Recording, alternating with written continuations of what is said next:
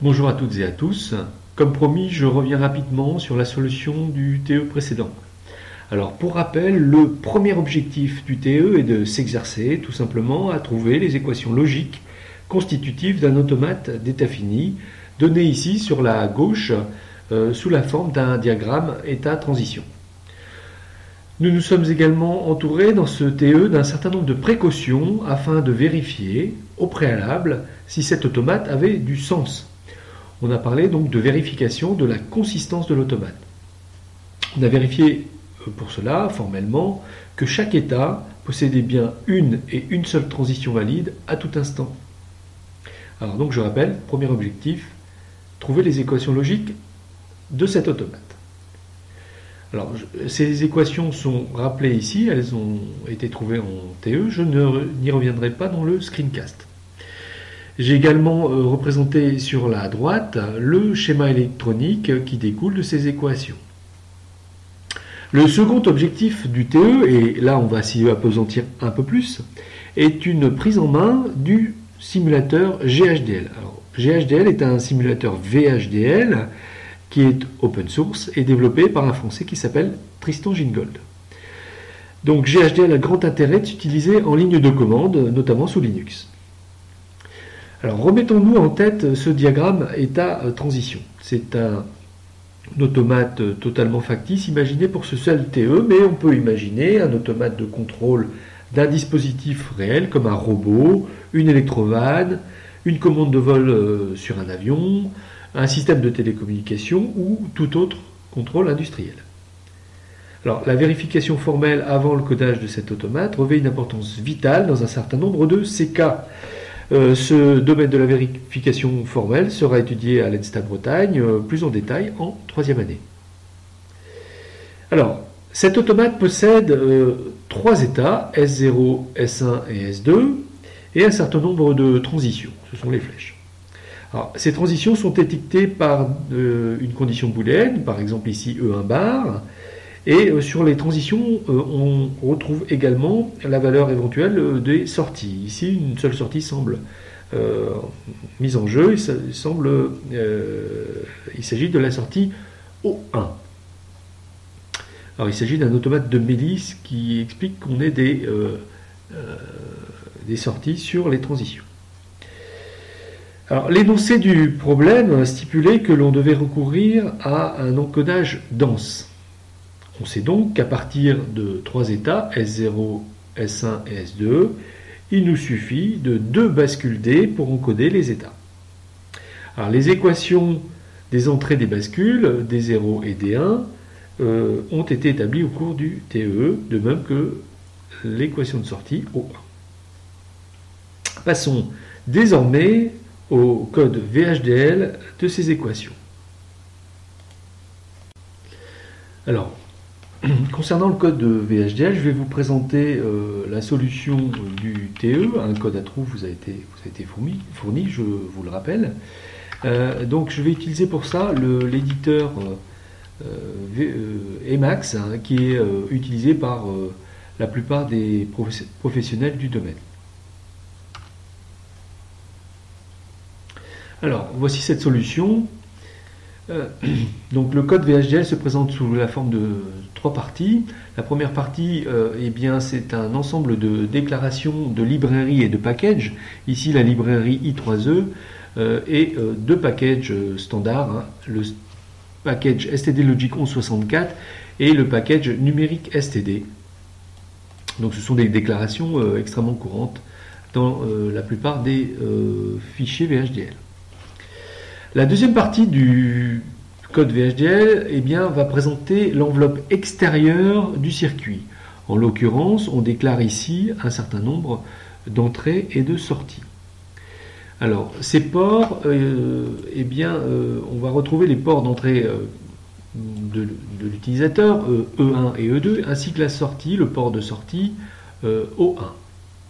On retrouve également les 2 premiers signaux qui sont les signaux qui vont nous permettre de faire fonctionner les bascules D, à savoir le signal de reset qui nous permet de placer l'automate dans un certain état au démarrage, et l'horloge qui va venir battre la cadence.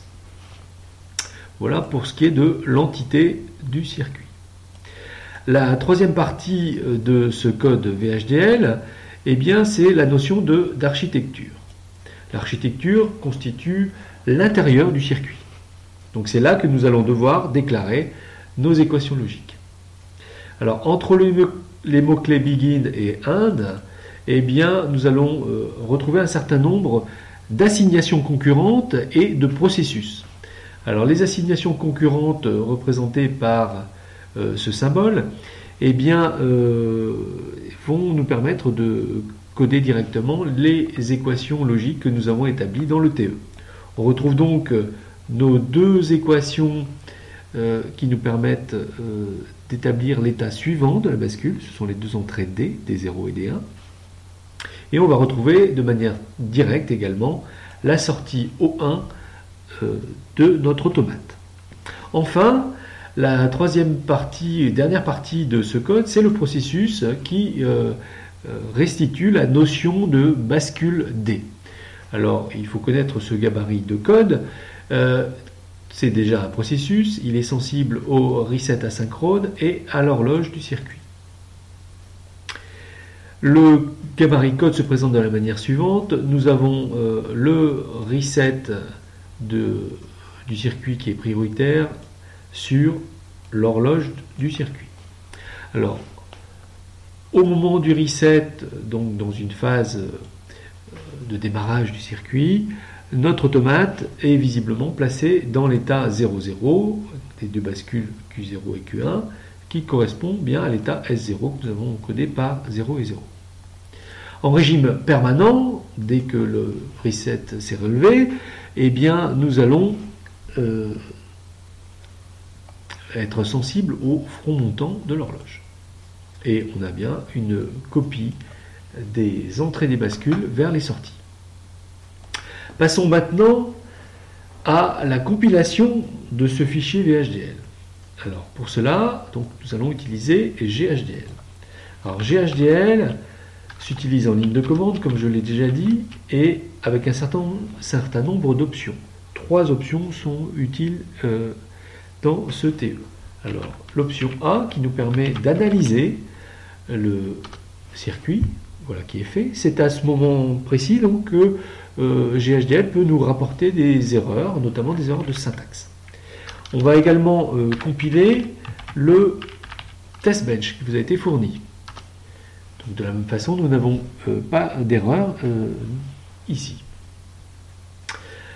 Dès lors que cette phase d'analyse a eu lieu, GHDL crée 2 fichiers binaires qu'on utilisera dans la phase d'élaboration. Alors l'élaboration constitue une sorte d'assemblage des 2 fichiers binaires précédents. Alors cette phase d'élaboration avec le tiret E ici, eh bien s'utilise ce paramètre avec le nom de l'entité du test bench. Il ne s'agit pas du nom du fichier, mais bien du nom de l'entité présente dans circuit_tb.vhd. Donc ce qui explique que l'on ne parle pas ici du fichier, mais bien de l'entité. Ça explique qu'il n'y a pas d'extension .vhd lors de la phase d'élaboration. À ce point de la compilation, GHDL nous fournit un programme exécutable sous Linux. Alors il est 10h50 et l'on voit qu'effectivement à 10h50 un fichier a été créé. Ce fichier exécutable est un binaire, est un programme et il a bien été créé à l'instant.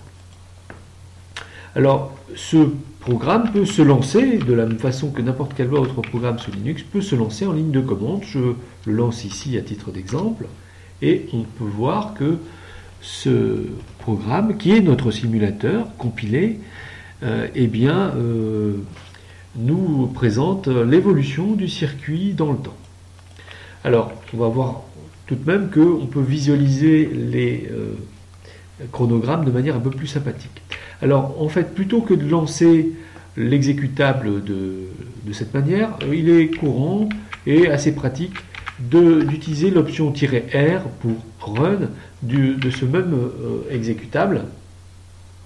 Je relance donc cet exécutable et on obtient bien les mêmes résultats. Alors, afin de pouvoir visualiser les chronogrammes, je passe une option qui va permettre qui va demander au simulateur d'enregistrer les signaux dans un fichier dont l'extension est GHW. Voilà qui est fait. Donc à ce moment précis, dans le fichier signal.ghw, eh bien, on dispose d'une trace d'exécution de notre simulateur. Donc je peux lancer désormais le logiciel de visualisation qui s'appelle GTK Wave, qui est indépendant de GHDL, mais qui est utilisé ici. Et donc je passe à GTK Wave le fichier précédent. Je lance GTK Wave. Alors en première instance, il ne se passe pas grand chose. Il va falloir sélectionner dans la fenêtre en haut à gauche, il va falloir sélectionner un certain nombre de signaux. Donc on peut naviguer dans la hiérarchie de notre circuit, retrouver l'entité instanciée dans notre architecture de test bench, et en cliquant ici sur DUT, je vais retrouver mes signaux de mon automate. Je prends également la sortie Q de nos deux bascules. Je réordonne un tout petit peu les signaux pour les rendre un peu plus sympathiques. Voilà qui est fait. Et enfin, je peux réaliser un zoom fit qui va réaliser un zoom sur la fenêtre. Alors déjà, c'est beaucoup plus sympathique. On voit bien ici le reset qui est relevé à environ exactement 47 nanosecondes, ce qui était bien stipulé dans notre test bench, que je ne rappelle pas ici, vous pouvez le consulter chez vous. Et puis on voit l'horloge effectivement qui est activée, et on voit un certain nombre d'états, ici 0, 1, 0, 1, 2, etc. D'accord ? Et on voit notre activation des signaux d'entrée également réalisés par le banc de test. Donc la question désormais, c'est de savoir si ce que l'on aperçoit à l'écran ici, on peut zoomer un tout petit peu si on souhaite, si l'évolution des signaux que l'on observe ici est correcte au regard de notre automate initial. Donc c'est ce qu'on va analyser dans un instant. Alors cette analyse, je l'ai préparée, la voici. Donc qu'est-ce qui se passe? Lorsque le reset est actif, eh bien, pendant une période de 47 nanosecondes, pendant un temps de 47 nanosecondes, donc de 0 jusqu'à 47, on voit, pour une première chose, que notre simulation fonctionne correctement, puisque dans cette phase, on a bien stipulé dans le code VHDL que l'état devait être 0,0, l'état S0. Donc c'est ce que j'ai indiqué ici. On est bien dans l'état S0 démarrage. Donc lorsque le reset se relève, c'est l'horloge qui devient prioritaire. D'accord ? Donc on arrive dans le régime permanent à partir de ce cycle d'horloge ici, ce cycle-là. Et on va regarder tous les fronts montants de l'horloge. Ce sont les seuls moments intéressants pour nous. Alors sur ce front montant, qu'est-ce qu'on voit? Eh bien que E1 vaut 1, le signal vaut E1 vaut bien 1 durant ce cycle d'horloge. On était dans l'état S0, donc au cycle d'horloge suivant, on doit basculer dans l'état S1. C'est cette transition-là qu'on avait spécifiée. S0, si E1 vaut vrai, je bascule dans S1. Donc on voit bien que cette transition apparaît bien dans les chronogrammes à ce niveau-là. On bascule de S0 à S1. Alors, on va rester dans cet état pendant 2 cycles d'horloge, parce que la condition E1 de bar est vraie. Par contre, à partir de ce cycle ici, on voit que la condition E1 bar et E2 devient aussi vraie, puisque E1 vaut bien 0 et E2 vaut bien 1 à ce cycle-là. Donc au cycle d'horloge, on va revenir, au cycle suivant, on va revenir sur l'état S0. C'est cette transition qui est active. Donc on remonte ici. On est bien dans l'état S0. Et ainsi de suite, jusqu'à la fin de cette simulation, où d'ailleurs on termine par l'état S0. Donc avec un petit peu de technique, on peut se convaincre que cette simulation que l'on voit à l'écran sous forme de chronogramme correspond bien à l'intention initiale de notre automate d'état fini, de notre diagramme état-transition, qui représentait une spécification de notre système. Donc on a la spécification ici, la réalisation ici, et la simulation qui est réalisée et qui nous conforte dans notre conception.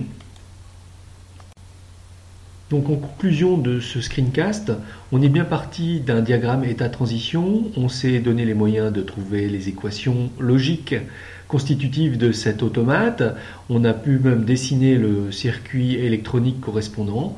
Ce circuit électronique a été encodé dans VHDL, puis simulé avec l'outil GHDL. Une analyse rapide nous a convaincu que notre réalisation était correcte. Alors, deux remarques pour terminer. La première remarque, c'est sur le caractère factice de cet automate. En général, les automates sont un peu plus sympathiques.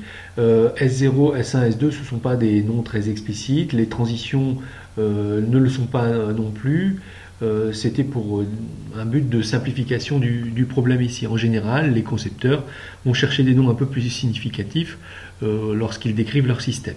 Donc ça, c'est un conseil très important de bien choisir le nommage des signaux, des événements, des états, etc.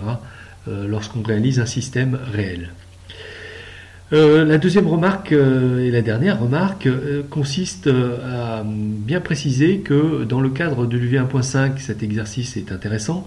Cependant, en général, lorsqu'un concepteur est face à un tel automate d'état fini, en fait, il va directement coder son code VHDL, il va réaliser son code VHDL de manière très directe et de manière un peu plus abstraite, sans passer par les équations logiques réalisées à la main. D'accord ? Donc, je répète, à partir de cette simple spécification sous forme de diagramme état-transition, il est tout à fait possible de coder ça directement en VHDL et de bénéficier automatiquement d'un certain nombre d'aides, des outils qui vont automatiquement trouver les équations logiques et éventuellement représenter le circuit. Voilà. Donc j'espère que ce TE s'est bien passé pour tout le monde et que ce screencast vous a un peu aidé à faire la synthèse de cet exercice de l'UV 1.5. À bientôt.